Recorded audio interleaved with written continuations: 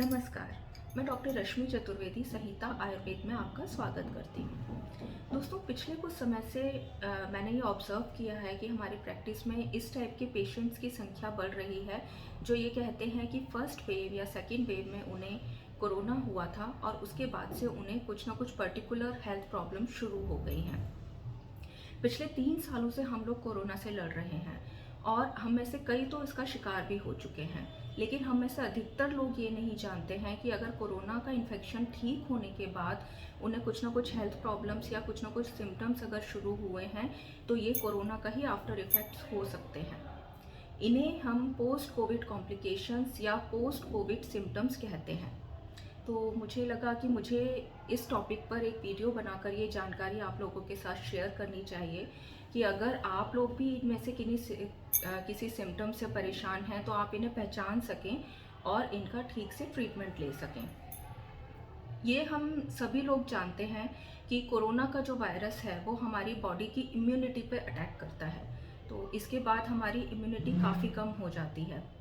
तो अगर आपको जब कोरोना हुआ था उस टाइम पे आपके सिम्टम्स जो थे, फीवर जो था या बॉडी एक या कोल्ड कफ जो था बिल्कुल माइल्ड था, या फिर आपका ऑक्सीजन सैचुरेशन डाउन नहीं हुआ था, लेकिन फिर भी आपको पोस्ट कोविड कॉम्प्लिकेशंस की समस्या आ सकती है। तो हम देखेंगे कि ये पोस्ट कोविड कॉम्प्लिकेशंस या पोस्ट कोविड सिम्टम्स जो हैं वो कौन कौन से हैं। तो पोस्ट कोविड कॉम्प्लिकेशंस में फिजिकल या फिर साइकोलॉजिकल दोनों ही तरह के सिम्टम्स देखने में आ रहे हैं। सबसे ज़्यादा कॉमन जो सिम्टम देखने में आता है वो है कफ। तो पेशेंट्स हमारे पास आते हैं और ये कंप्लेन करते हैं कि कोरोना का इन्फेक्शन हमें हुआ था, वो ठीक हो गया है, लेकिन उसके बाद से लगातार कफ बना हुआ है। ये कफ प्रोडक्टिव भी हो सकता है और सूखी खांसी भी हो सकती है। तो पेशेंट्स कहते हैं कि हम लोग ट्रीटमेंट लेते हैं, कफ कम हो जाता है, लेकिन कुछ समय बाद फिर से शुरू हो जाता है, पूरी तरह जा नहीं रहा है। और कफ के साथ साथ लोगों को सांस फूलने की या ब्रीदिंग डिफ़िकल्टी की प्रॉब्लम भी आ रही है देखने में। ये कंप्लेन लोग करते हैं कि जैसे ही हम लोग थोड़ा फिजिकल एक्टिविटी करते हैं या थोड़ा चलते हैं तो सांस जल्दी से फूलने लग जाती है। तो ये पोस्ट कोविड कॉम्प्लिकेशंस में ही आता है। इसके बाद जो सेकंड कॉमन जो सिम्टम देखने में आ रहा है वो है बॉडी एक। तो ये बॉडी एक किसी भी तरह का हो सकता है, ये मस्कुलर भी हो सकता है या हड्डियों में भी आपको पेन हो सकता है। तो कोविड के बाद से कई पेशेंट्स हमारे पास आए हैं जो कि अर्थराइटिस की शिकायत लेकर आए हैं। वो ये कहते हैं कि उन्हें कोविड का इन्फेक्शन हुआ था और उसके बाद से उन्हें अर्थराइटिस की प्रॉब्लम शुरू हो गई है। तो दोस्तों, ये भी जो अर्थराइटिस है या बॉडी पेन है, ये पोस्ट कोविड सिम्टम में ही आता है। जो थर्ड सिम्टम आता है वो है हेडेक। तो लोग ये कंप्लेन लेकर आते हैं कि उन्हें माइग्रेन की पहले कोई शिकायत नहीं थी, लेकिन जब से कोरोना का इन्फेक्शन हुआ है उसके बाद से उन्हें फ्रिक्वेंटली हेडेक की प्रॉब्लम हो रही है। ये हेडेक जो होता है वो मेडिसिन लेने से सबसाइड हो जाता है, लेकिन फिर भी बार बार आता है। तो माइग्रेन या हेडेक भी पोस्ट कोविड कॉम्प्लिकेशन में आता है। इसके बाद है पोस्ट कोविड हाइपरग्लाइसीमिया। ये भी सिम्टम काफ़ी कॉमन है और काफ़ी लोगों में देखने को मिल रहा है कि लोग ये शिकायत करते हैं कि उन्हें डायबिटीज़ नहीं थी, लेकिन जब से कोरोना हुआ है उसके बाद से उन्हें डायबिटीज़ हो गई है। उनका ब्लड शुगर लेवल हाई रहने लगा है और कई लोगों को तो इसके लिए एंटी डायबिटिक मेडिसिन की भी ज़रूरत पड़ रही है। तो पोस्ट कोविड हाइपरग्लाइसीमिया भी एक कोविड का कॉम्प्लिकेशन है। इसके बाद जो छोटी छोटी कॉम्प्लिकेशंस हैं जिसको हम लोग इग्नोर कर देते हैं, उनमें आता है फटीग, मतलब थकान, या फिर नींद ना आना, या फिर चिड़चिड़ापन और चक्कर आना, बालों का झड़ना, या फिर फीवर बार बार आना। तो ये सब भी कोविड की ही कॉम्प्लिकेशंस हैं। जो नेक्स्ट जो सिम्टम्स हैं वो है साइकोलॉजिकल सिम्टम्स। तो अभी हमने देखा कि हमें जो फिजिकल सिम्टम्स हैं वो क्या क्या हैं, तो अब हम देखेंगे कि साइकोलॉजिकल सिम्टम्स कोविड के क्या क्या देखने को मिल रहे हैं। तो साइकोलॉजिकल सिम्टम में जो सबसे ज़्यादा कॉमनली हमें देखने को मिल रहा है वो है एंजाइटी और स्ट्रेस। तो जैसे जब लॉकडाउन हुआ था तो काफ़ी लंबे टाइम तक हम लोग जब लॉकडाउन में रहे तो ये उसका भी एक आफ्टर इफेक्ट हो सकता है। तो स्ट्रेस और एंजाइटी के काफ़ी पेशेंट्स बढ़े हैं कोविड के बाद से, और स्ट्रेस और एंजाइटी सिर्फ बड़े लोगों में ही नहीं, इवन बच्चों में भी देखने को मिल रही है। इसके अलावा जो साइकोलॉजिकल सिम्टम हमें देखने को मिलते हैं वो है इरिटेबिलिटी मतलब गुस्सा बहुत ज़्यादा आने लगा है कोविड के बाद से, या फिर लैक ऑफ फोकस, मतलब माइंड में क्लैरिटी नहीं है, थॉट्स की क्लैरिटी नहीं है। तो इसे हम ब्रेन फॉग भी कहते हैं कि जो भी किसी चीज़ में हम लोग फोकस नहीं कर पा रहे हैं और जो भी हम काम कर रहे हैं उसमें क्लैरिटी नहीं आ पा रही, सोचने की जो क्षमता है वो कम हो गई है। तो ये सिम्टम भी हमें काफ़ी कॉमनली देखने को मिल रहा है कोविड के बाद से। तो इसे भी हम लोगों ने पोस्ट कोविड सिम्टम या पोस्ट कोविड कॉम्प्लिकेशन में ही रखा है। इसके अलावा जो सिम्टम है वो है नींद ना आना या फिर इंसोम्निया। तो इंसोम्निया की प्रॉब्लम भी कई लोगों में काफ़ी बढ़ गई है कोविड के बाद से।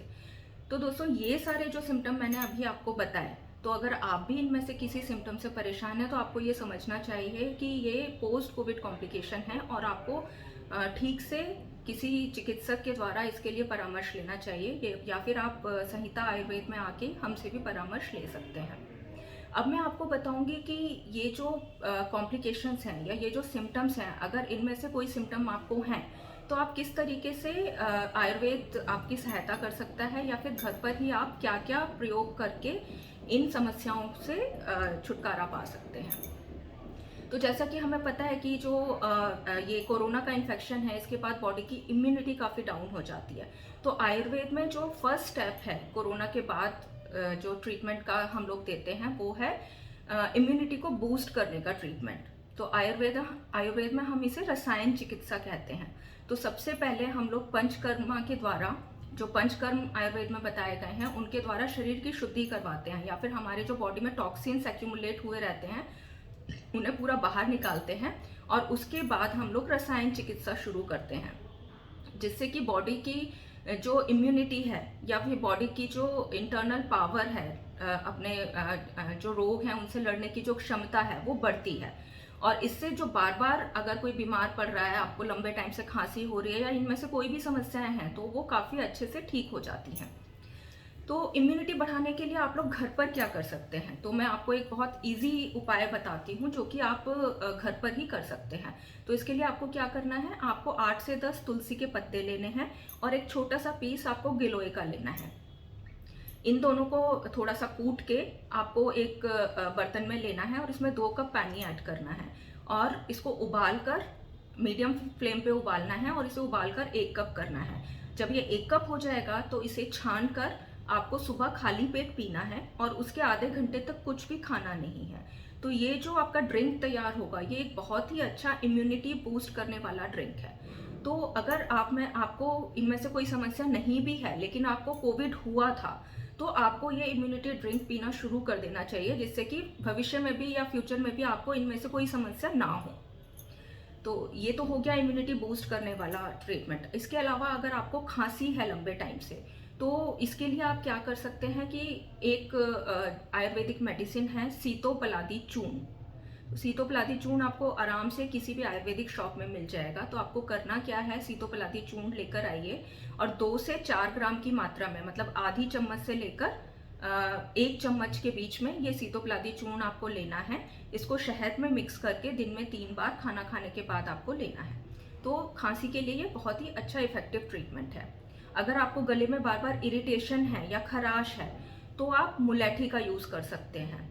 इसको यष्टि मधु भी कहते हैं। तो इसे भी आप किसी आयुर्वेदिक शॉप से आराम से ले सकते हैं। आपको साबुत मुलैठी लेनी है और उसका साफ करके एक छोटा सा पीस लेके उसको साफ करके आपको चूसना है। तो दिन में 3 बार एक एक मुलैठी का पीस आपको चूसना है, जिससे कि आपकी गले की इरिटेशन ठीक होगी और खांसी में भी काफ़ी आराम मिलेगा। इसके अलावा पोस्ट कोविड कॉम्प्लिकेशन में हमें ये भी देखने को मिलता है कि जिन लोगों को कोरोना हुआ था उसके बाद उनका टेस्ट और स्मेल की जो ये सेंसेस हैं ये काफ़ी कमज़ोर हो गए हैं। लोग ये हमें शिकायत करते हैं कि कोरोना के बाद से उन्हें स्मेल ठीक से नहीं आती है या खाने का कोई भी टेस्ट ठीक से समझ नहीं आता है। तो इसके लिए भी आयुर्वेद में बहुत ही इफेक्टिव ट्रीटमेंट है। पंचकर्मा के द्वारा हम इसको अच्छे से ट्रीट कर सकते हैं। इसके अलावा हो गया जो साइकोलॉजिकल ट्रीटमेंट, साइकोलॉजिकल जो सिम्टम्स मैंने आपको बताया, तो उनके लिए शिरोधारा बेस्ट ट्रीटमेंट है। शिरोधारा का इफेक्ट साइकोलॉजिकल जो सिम्टम्स हैं उनके ऊपर बहुत ही अच्छा देखने को मिलता है। अगर आपको एंजाइटी, स्ट्रेस, ब्रेन फॉग या फिर इंसोम्निया की या नींद ना आने की दिक्कत है तो आप ज़रूर आपको शिरोधारा के लिए जाना चाहिए। शिरोधारा और अभ्यंगम, अभ्यंगम मतलब बॉडी मसाज। तो आयुर्वेदिक ऑयल से अभ्यंगम, जो अभ्यंगम हम लोग देते हैं और उसके बाद शिरोधारा देते हैं, तो ये बहुत ही अच्छा रिलैक्सेशन का काम करता है और जो साइकोलॉजिकल सिम्टम्स हैं उस पर बहुत अच्छा काम करता है। इसके अलावा आप लोग घर पे क्या कर सकते हैं, तो घर पे अश्वगंधा, अश्वगंधा एक बहुत ही अच्छी हर्ब है जो कि न्यूरोलॉजिकल जो सिस्टम है उस पर काम करती है। तो अश्वगंधा का पाउडर आपको लेकर आना है और एक एक चम्मच सुबह शाम आपको लेना है दूध के साथ। तो ये जो साइकोलॉजिकल सिम्टम है उस पर भी बहुत अच्छा काम करेगा अश्वगंधा। और दूसरा, जो अगर आपको फटीग की प्रॉब्लम हो रही है, थकान की प्रॉब्लम हो रही है कोरोना के बाद से, उस पर भी बहुत अच्छा इफेक्ट इसका आता है। इसके अलावा आपको अपने लाइफस्टाइल में थोड़े चेंजेस करने पड़ेंगे। डाइट प्रॉपर लीजिए, खाने का टाइम फिक्स रखिए, मील्स को स्किप मत करिए और साथ में कुछ ना कुछ व्यायाम शुरू कीजिए। जैसे कि मॉर्निंग वॉक आप शुरू कर सकते हैं, कुछ योगा शुरू कर सकते हैं। योगा और प्राणायाम में सूर्य नमस्कार और अनुलोम विलोम, इन दोनों का इफेक्ट बहुत अच्छा देखा गया है साइकोलॉजिकल और फिजिकल दोनों ही सिम्टम्स पर। और योगा से हम लोग लंग की कैपेसिटी भी इम्प्रूव कर सकते हैं। इसके अलावा एक जो कॉमन सिम्टम हमारा रह गया वो है पोस्ट कोविड हाइपरग्लाइसीमिया। अगर आपका शुगर लेवल कोविड के बाद से बढ़ रहा है या फिर फ्लक्चुएट हो रहा है तो आप लोग क्या कर सकते हैं, जो तेज पत्ता होता है, तेज पत्ता आराम से हमें किसी भी मसाले वाली शॉप पर मिल जाएगा। तो ये तेज पत्ता आप लोग लेकर आइए और आपको क्या करना है, 2 तेज पत्ते 2 कप पानी में डालकर इनकी चाय बनानी है। तो 2 तेज पत्ते 2 कप पानी में डाल के उबालिए और जब वो 1 कप रह जाए तो इसे छानकर इस पानी को चाय की तरह गरम गरम आपको सुबह और शाम दिन में 2 बार खाली पेट लेना है। तो सुबह तो जैसे सबसे पहले आपको ये लेना है और शाम को जब दिन का खाना खाए हुए कम से कम 2.5 घंटे हो जाएंगे उस टाइम पे एक बार फिर से आपको ये तेज पत्ते की चाय पीनी है। तो ये शुगर लेवल्स को मेंटेन करने के लिए बहुत अच्छी रेमेडी है। तो अगर बॉर्डर लाइन पे आपका शुगर लेवल है तो आप इस रेमेडी को ट्राई करके अपने शुगर लेवल को फिर से पहले की तरह लेकर आ सकते हैं। लेकिन अगर आपका शुगर लेवल ज़्यादा बढ़ा हुआ है तो आपको चिकित्सक की परामर्श की ज़रूरत है। तो दोस्तों, आज हमने देखा कि कोरोना के बाद क्या क्या प्रॉब्लम्स हम लोगों को परेशान कर सकती हैं और पोस्ट कोविड कॉम्प्लिकेशंस क्या क्या हैं और इनकी हम घर पे ही होम रेमेडीज़ करके किस तरह इनको ठीक कर सकते हैं। तो अगर आप हमसे कंसल्ट करना चाहते हैं तो आप डिस्क्रिप्शन बॉक्स में दिए गए जो भी नंबर हैं उस पर हमसे कांटेक्ट कर सकते हैं। और अगर आप हमारे चैनल पर नए हैं तो प्लीज़ चैनल को सब्सक्राइब कीजिए जिससे हेल्थ रिलेटेड इस टाइप की इंफॉर्मेटिव वीडियो आपको लगातार मिलते रहें।